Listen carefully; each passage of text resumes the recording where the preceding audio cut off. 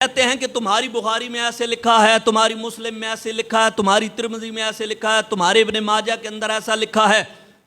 میں آپ لوگوں کو بتاتا رہتا ہوں کہ وہ جب یہ کہیں کہ تمہاری بخاری کے اندر یہ لکھا ہے تو تمہارے اندر بھی اتنا دم خم ہونا چاہیے کہ تم بھی اپنے مسلک کا دفاع کرتے ہوئے تم بھی کہو کہ تمہاری نہج البلاغہ کے اندر یہ لکھا ہے، تمہاری استبصار کے اندر یہ لکھا ہے، تمہاری تہذیب الاحکام کے اندر یہ لکھا ہے، تمہارے نہج البلاغہ کے اندر بھی یہ لکھا ہے۔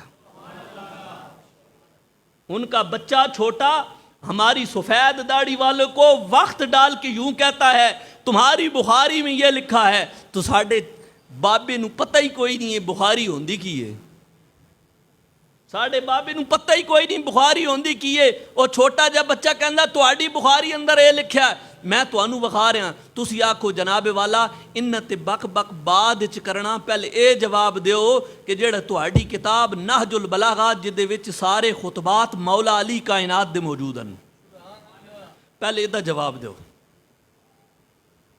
شیخ صاحب سمجھ آ رہے ہیں تو تسی بالخصوص اس نو یاد رکھو،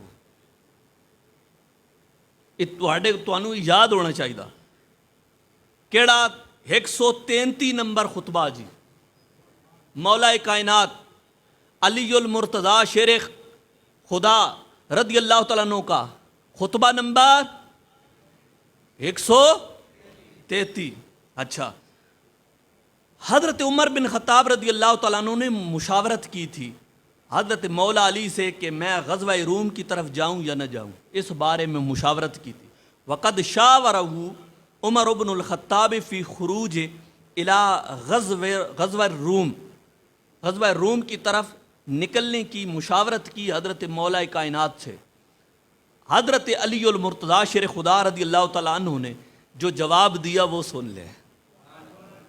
مولا کائنات فرماتے ہیں یارو کتاب تمہاری ہے، صفحہ نمبر بھی 311 ہے، اس کے اندر انک متا تصر الی ھذا العدو بنفسک، تو حضرت مولا کائنات علی المرتضیٰ نے فرمایا کہ جب آپ اس دشمن کی طرف بنفس نفیس تشریف لے جائیں گے فتلقہم فتنقبوا، تو پھر آپ اپنے گھر سے مرکز سے دور ہو جائیں گے۔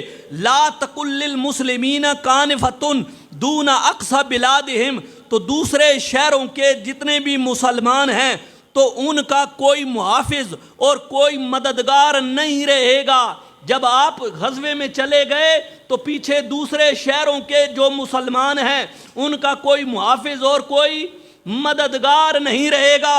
آپ نے فرمایا لیس بعدک مرجع یرجعون الیہ، آپ نے فرمایا کہ آپ کے بعد اے عمر بن خطاب، آپ کے بعد کوئی مرجع نہیں رہے گا جس کی طرف لوگ رجوع کریں گے اگر آپ چلے گئے۔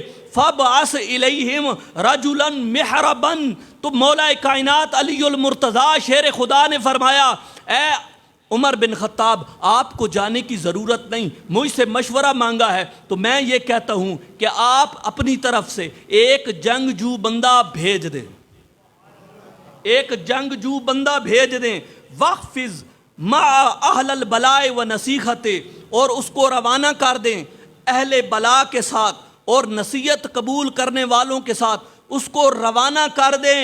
فَإِنْ أَظْهَرَ اللَّهُ فَذَاكَ مَا تُحِبُّ، اور پھر اگر اللہ نے ظاہر کر دیا جس کو آپ پسند کرتے ہیں، وَإِنْ تَكُنِ الْأُخْرَى، اگر صورت دیگر دوسری صورت پیدا ہو گئی تو کہتے ہیں کُنْتَ رِدًا لِلنَّاسِ، تو آپ لوگوں کو سہارا دینے والے ہیں، وَمَصَابَةً لِلْمُسْلِمِينَ، اور لوگوں کے لیے محافظ ہیں اور جائے پناہ ہیں۔